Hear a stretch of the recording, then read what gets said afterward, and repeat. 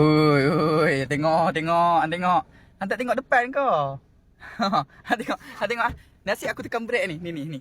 Ha, free. Tarik brake. Hang tengok, tengok. Ya Allah ya Rabbi. Tengok longkang tu.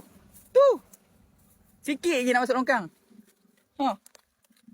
Hang tengok. Oh, ni kalau masuk ni. Ni kalau masuk ni hang dengan aku ni dua-dua kita masuk longkang. Cikgu. Bukan orang dia apa tadi? Boleh tak apa?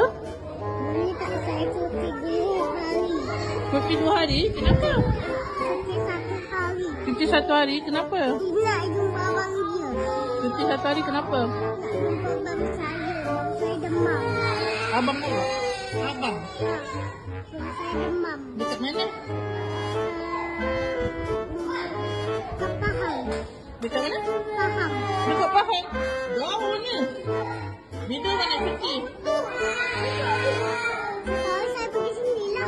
Bila awak nak cuti?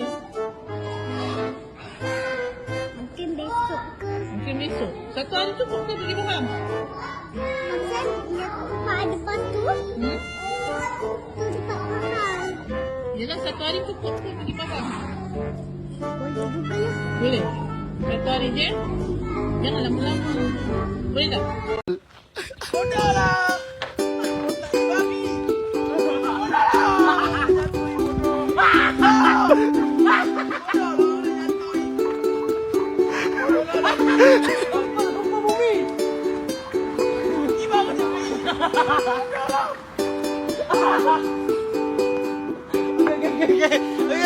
Okay, bodoh cepat, bodoh panas, bodoh.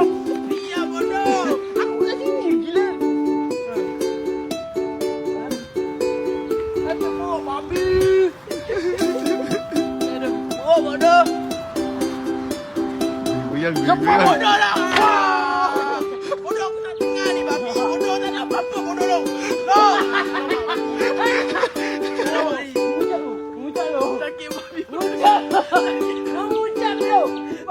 Sakit bodoh lo. Muncak. Aku dah geram lah ni muncak lo. Bodoh lo. Macam toyol babi. Macam toyol.